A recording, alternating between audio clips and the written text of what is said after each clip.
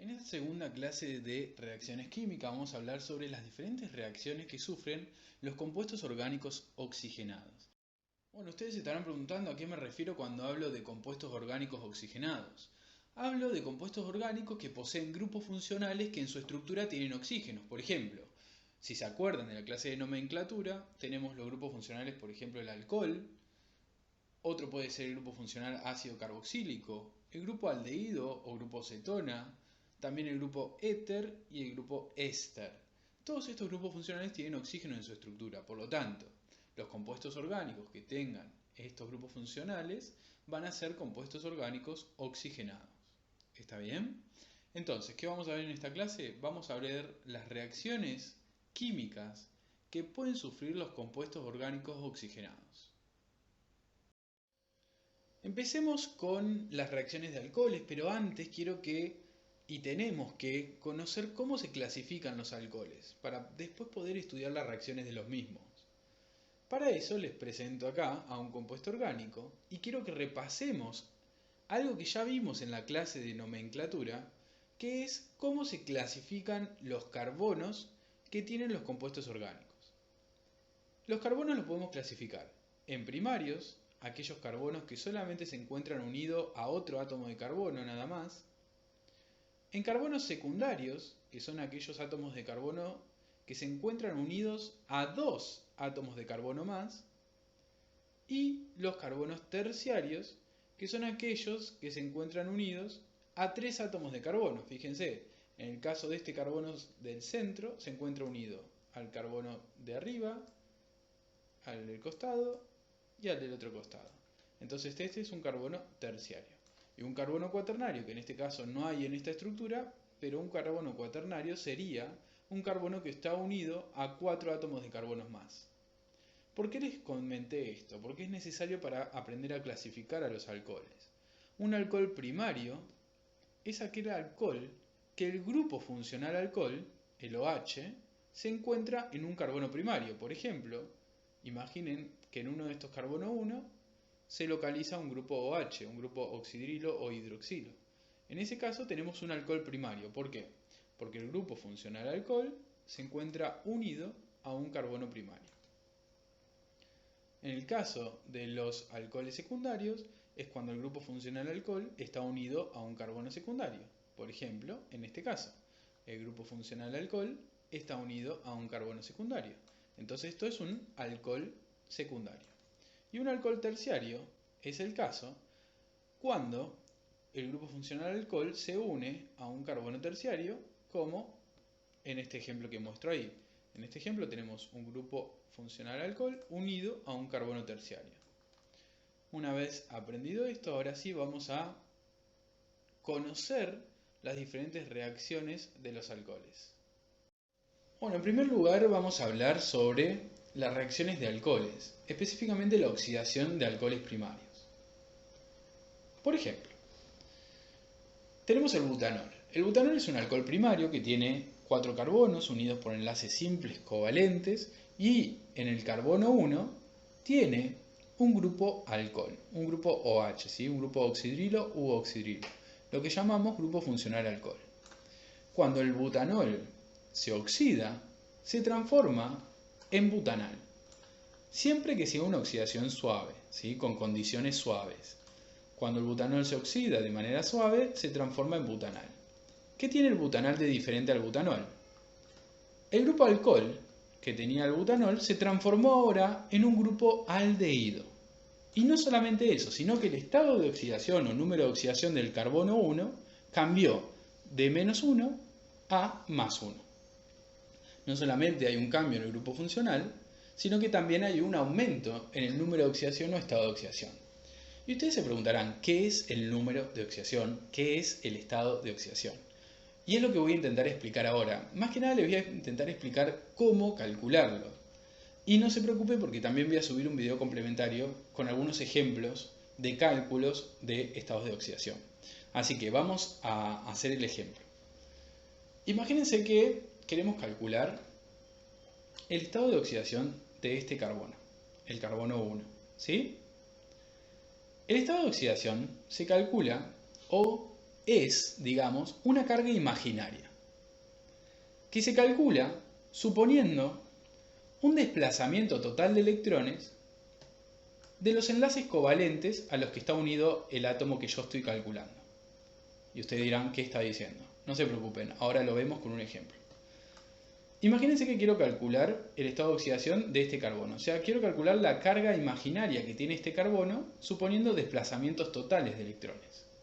Para eso tengo que analizar enlace por enlace. Vamos a analizar el primer enlace, que es con este hidrógeno. Tiene un enlace covalente simple. Eso quiere decir que el carbono comparte un electrón con el hidrógeno y el hidrógeno un electrón con el carbono. ¿Está bien? Ahora, la diferencia es que este carbono es más electronegativo que el hidrógeno. Por lo tanto, estos electrones compartidos se van a estar moviendo más cerca de este carbono que del hidrógeno. ¿Sí? Hay un desplazamiento de electrones hacia el carbono. Y como les expliqué antes, para calcular el estado de oxidación necesitamos suponer un desplazamiento total, una transferencia de electrones. Entonces lo que está pasando en este caso es que el carbono está ganando el electrón del hidrógeno, porque suponemos que estos dos electrones se están moviendo directamente o se transfieren directamente al carbono. Entonces el carbono está ganando ese electrón del hidrógeno. Suponemos un desplazamiento completo de electrones, una transferencia. Ahora, cuando analizamos el caso del otro hidrógeno, sucede lo mismo, porque es el mismo enlace que con el hidrógeno original. Ahora, vamos a analizar qué pasa primero con este enlace, carbono-oxígeno. El enlace también es un enlace covalente simple, donde el carbono comparte un electrón con el oxígeno y el oxígeno comparte un electrón con el carbono, pero lo que sucede en este enlace es que el oxígeno tiene mayor electronegatividad que el carbono. Entonces, estos dos electrones compartidos van a estar desplazados hacia el oxígeno. Se van a estar moviendo más cerca del oxígeno porque es más electronegativo que cerca del carbono. Recuerden de los videos de enlaces químicos y de enlace covalente polar y covalente no polar, que la electronegatividad es eso, es la capacidad que tienen los átomos de atraer electrones de un enlace. Entonces, como el oxígeno es más electronegativo que el carbono, estos dos electrones que comparten van a estar moviéndose más cerca del oxígeno. Entonces podemos suponer que el carbono va a perder este electrón que tenemos acá porque el oxígeno lo va a atraer hacia él y estamos suponiendo un desplazamiento total de electrones. Entonces fíjense, yo tengo de los dos hidrógenos que el carbono ganó 2 electrones y con el enlace con un oxígeno el carbono perdió un electrón. ¿Qué pasa en el enlace carbono-carbono? Bueno, no pasa nada en el enlace carbono-carbono, ¿por qué? Porque yo tengo dos átomos iguales, con la misma electronegatividad, compartiendo electrones. Esos electrones no están desplazados hacia ningún átomo, porque los dos tironean con la misma fuerza de esos electrones. Por lo tanto, el enlace carbono-carbono no tiene sentido analizarlo. Ahora, ¿qué tengo que hacer para calcular el número de oxidación? Hacer el balance total de esto. Yo por un lado gané dos cargas negativas por el enlace con los hidrógenos y por otro lado perdí una carga negativa porque se la llevó el oxígeno, digamos, suponiendo siempre una transferencia de electrones, un desplazamiento total de electrones. Menos 2 más 1 igual a menos 1. Esta es una carga imaginaria, porque todo esto el análisis que hicimos acá de que se desplazan electrones totalmente y se transfieren no es real, pero para calcular el número de oxidación podemos hacer esto y suponer un desplazamiento total de electrones y calcular una carga imaginaria de este carbono. En este caso la carga imaginaria es menos 1. Entonces fíjense como el carbono 1 del alcohol, o sea del butanol, tiene un estado de oxidación o número de oxidación menos 1. Mientras que el número de oxidación del grupo aldehído es más 1. ¿Por qué? Porque este carbono del grupo aldehído tiene 2 electrones que los comparte con el oxígeno. Como el oxígeno es más electronegativo, se lleva esos 2 electrones. Y por otro lado tiene un enlace con un hidrógeno. Como el carbono es más electronegativo que el hidrógeno, le roba el electrón al hidrógeno. Entonces, por un lado gana un electrón y por otro lado pierde 2 electrones. En total, cuando hacemos el balance, nos da carga más 1 en el carbono del grupo aldehído. Ahora, ¿qué pasa cuando este grupo aldehído, el butanal, este compuesto, se vuelve a oxidar? Se transforma en ácido butanoico. El ácido butanoico tiene un grupo funcional diferente, que es un grupo ácido carboxílico, ¿sí? Que además de ser un grupo funcional diferente, tiene el carbono con un estado de oxidación o número de oxidación más 3. O sea, durante las diferentes oxidaciones suaves, el alcohol primario se transformó en un aldehído y el aldehído se transforma en un grupo funcional ácido carboxílico. Y además aumenta todo el tiempo sus estados de oxidación. ¿Está bien? Ahora, no solamente tenemos oxidaciones suaves, también podemos tener una oxidación fuerte. Si yo pongo condiciones de oxidación fuerte, tengo una oxidación fuerte, donde el alcohol primario se transforma directamente en el ácido carboxílico. En este caso, el butanol se transforma directamente en ácido butanoico. Pero, como fuimos hacia un lado durante las oxidaciones, podemos ir hacia el otro lado utilizando otro tipo de reacciones que son las reacciones de reducción. Por ejemplo, el ácido butanoico, que tiene este grupo funcional ácido carboxílico, puede volver a transformarse en el butanal que tiene el aldehído. ¿Cómo? A través de una reacción de reducción suave. Y el butanal, que tiene el aldehído, puede volver a transformarse en el alcohol primario, que es el butanol, a través de otra reducción suave. Y al igual que con las oxidaciones, también puedo tener una reducción fuerte, donde el ácido butanoico, que tiene este grupo ácido carboxílico, se transforma directamente en butanol, que es el alcohol primario que teníamos al principio de estas reacciones químicas. Siguiendo con las reacciones de alcoholes, vamos a hablar sobre las oxidaciones de alcoholes secundarios y terciarios. En primer lugar, vamos a hablar del 2-butanol. El 2-butanol es un alcohol secundario debido a que el grupo funcional alcohol se encuentra unido a un carbono secundario. El 2-butanol, cuando se oxida, se transforma en butanona. Fíjense que el principal cambio que se puede ver a simple vista es que el grupo alcohol se transformó en un grupo cetona, ¿sí?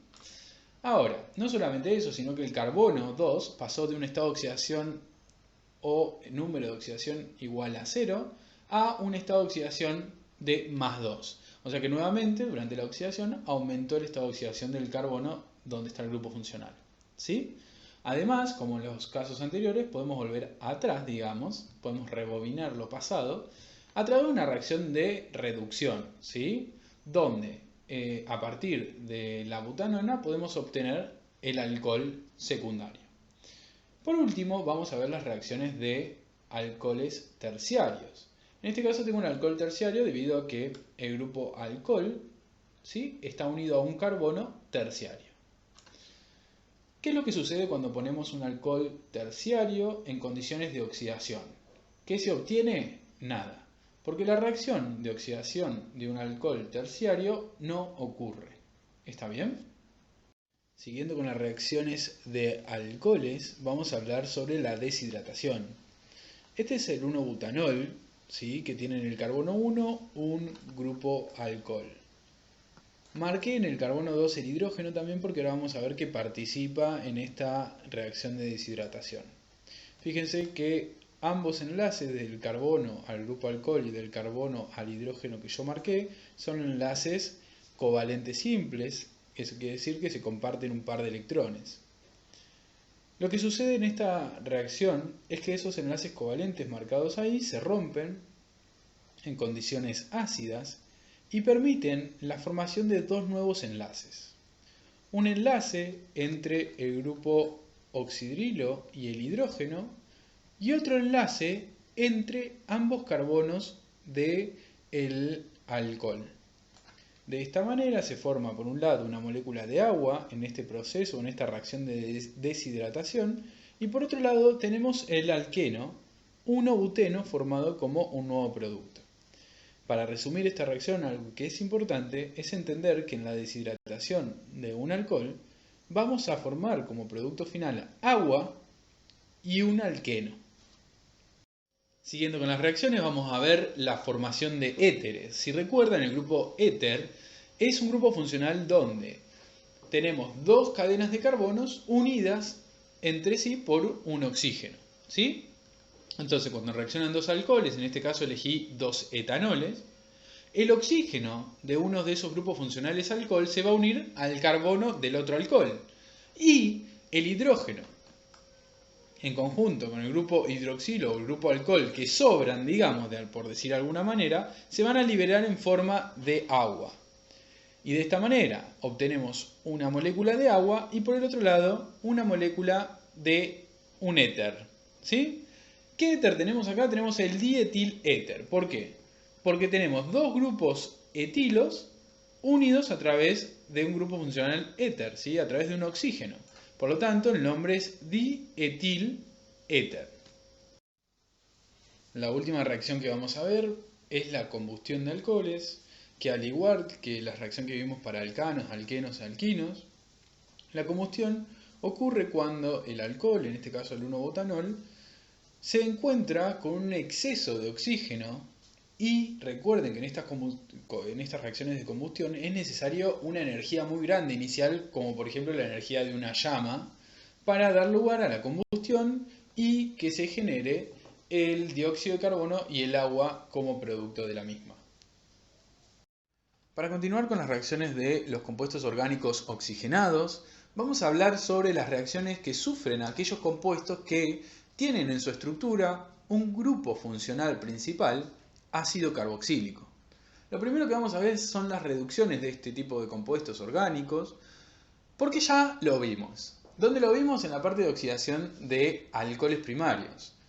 ¿Qué pasa con este ácido butanoico? El ácido butanoico es un compuesto orgánico que tiene como grupo funcional principal un grupo ácido carboxílico. Si el ácido butanoico se reduce de manera suave, se transforma en butanal, que posee como grupo funcional principal un grupo aldehído. No solamente cambia el grupo funcional en esta reducción, sino que además lo que sucede es que cambia también el estado de oxidación de los carbonos de esos grupos funcionales. Pasa de +3 a +1. Se hace más chiquito. ¿Está bien? Y por otro lado, el butanal, este compuesto que tiene un grupo funcional aldehído, puede volver a reducirse transformándose en butanol, que es un alcohol primario. ¿Sí? Fíjense que en este caso también disminuye todavía más el estado de oxidación del carbono 1 en este caso. Entonces, si recuerdan, esto ya lo vimos en el sentido inverso cuando vimos oxidación de alcoholes primarios. ¿Qué es lo que pasa también? El ácido butanoico puede sufrir una reducción fuerte, ¿sí? Y transformarse directamente en butanol. O sea, el ácido carboxílico, ese compuesto que tiene como grupo funcional principal el ácido carboxílico, puede reducirse de manera fuerte si se dan las condiciones y transformarse directamente en butanol. Bueno, para seguir con la clase vamos a ver la formación de sales de estos compuestos que tienen el grupo funcional ácido carboxílico. Para eso les voy a presentar diferentes compuestos. Por un lado, el ácido propanoico. Fíjense que el ácido propanoico tiene el grupo ácido carboxílico como grupo funcional y ese grupo funcional tiene un carbono unido por doble enlace a un oxígeno y luego por un enlace simple está unido a un grupo oxidrilo. Ese grupo oxidrilo tiene un oxígeno unido por un enlace simple covalente a un hidrógeno. ¿Está bien? Como saben, el enlace simple covalente consta de un par de electrones compartidos. Un electrón del oxígeno que comparte con el hidrógeno y un electrón del hidrógeno que lo comparte con el oxígeno. ¿Está bien? Por otro lado les voy a presentar al hidróxido de sodio. El hidróxido de sodio está formado por el anión hidróxido, ¿sí? Que es un oxígeno unido a un hidrógeno, pero tiene carga negativa, por eso es un anión, y al catión sodio, que es un metal sodio con una carga positiva porque perdió un electrón. ¿Sí? Entonces tenemos al hidróxido por un lado y al sodio por el otro lado. Negativo el hidróxido, positivo el sodio, tienen carga. ¿Qué capacidad tiene el agua? Que ustedes lo vieron en la clase de agua y sus propiedades. El agua tiene la capacidad de mantener separados a estos iones. Los separa, los pone uno en cada lado y los mantiene separados gracias a la formación de una solvatación, de una esfera de solvatación. ¿Para qué sirve esto? Porque de esta manera el hidróxido tiene la capacidad de robarse el hidrógeno del grupo carboxílico. y al robárselo se forma una molécula de agua. Pero lo interesante de esto es que el hidróxido se roba solamente el hidrógeno del grupo carboxílico, pero no se roba su electrón. El electrón del hidrógeno queda en el oxígeno. Y es por eso que el oxígeno, en este caso, adopta una carga negativa. ¿Sí? ¿Por qué? Porque el hidróxido se robó el hidrógeno, pero dejó su electrón en el oxígeno. Esta carga negativa, por suerte está el sodio, que como el sodio tiene carga positiva y ahora el grupo carboxílico quedó con carga negativa, se estabilizan y de esa manera se forma la sal. Esta sal se llama propanoato de sodio. ¿Sí? Tenemos el grupo funcional ácido carboxílico con carga negativa porque perdió ese hidrógeno, pero el hidrógeno le dejó el electrón. Y por otro lado, eso interacciona con el sodio, que es positivo, para estabilizarse. Negativo con positivo se estabiliza. Entonces, ¿qué tenemos que tener acá? Un ácido carboxílico y además un hidróxido de sodio. En ese caso, lo que sucede es la formación de la sal, que es propanoato de sodio. Por anteúltima reacción vamos a ver la formación de ésteres, que sucede cuando un compuesto orgánico que tiene un grupo funcional ácido carboxílico reacciona con un compuesto orgánico que tiene un grupo funcional alcohol para dar un nuevo grupo funcional, que es el grupo funcional de éster. En ese caso, o acá en este ejemplo, tenemos el ácido propanoico por un lado y el etanol por el otro lado, que ambos tienen, lo que dije recién, un grupo funcional ácido carboxílico y un grupo funcional alcohol. ¿Qué es lo que sucede? El oxígeno del grupo funcional alcohol reacciona y forma un enlace nuevo con el carbono del ácido carboxílico. Y el hidrógeno junto con el OH que sobran, digamos, forman una molécula de agua. Esto da como resultado la formación del éster, que es el propanoato de etilo. Quiero que repasemos un segundo la nomenclatura de este éster, porque también va a servir para la nomenclatura de la reacción que vimos antes, que era la formación de sales. Inicialmente nosotros teníamos el ácido propanoico, que es este compuesto. Este compuesto, fíjense que es el ácido completo, ¿sí? Tiene el hidrógeno y tiene todo esto, es todo completo. Y ahí se llama ácido propanoico. Pero cuando nosotros vemos el resultado final, tenemos el propanoato. El propanoato, lo que le falta, a comparación del ácido propanoico, es el hidrógeno que estaba acá. Entonces, cuando el ácido propanoico pierde ese hidrógeno, cambia su nombre, se elimina la parte del ácido y se cambia la terminación oico por la terminación oato. ¿Está bien? Entonces me queda el propanoato. Y en este caso el propanoato está unido a un grupo etilo. Por lo tanto se llama propanoato de etilo. Bien, como última reacción de estos compuestos orgánicos oxigenados tenemos la combustión de estos compuestos que tienen ese grupo funcional ácido carboxílico. Como todas las combustiones son iguales, básicamente. El ácido benzoico es un compuesto que tiene un grupo funcional ácido carboxílico cuando reacciona con un exceso de oxígeno, o sea, oxígeno de sobra, digamos, va a formar como productos dióxido de carbono y agua. Recuerden que estas reacciones necesitan como un iniciador de mucha energía, por ejemplo una llama o algo que le dé muchísima energía, o una chispa, por ejemplo, también puede ser, y para poder ocurrir la combustión. Quiero aclarar además algo que dije al principio: las animaciones que tiene la diapositiva no muestran en muchos casos el verdadero mecanismo de reacción, porque tampoco es el objetivo de la clase. Sí las animaciones sirven para que ustedes puedan entender mejor y comprender mejor cuáles y cómo se generan los diferentes productos de estas reacciones químicas.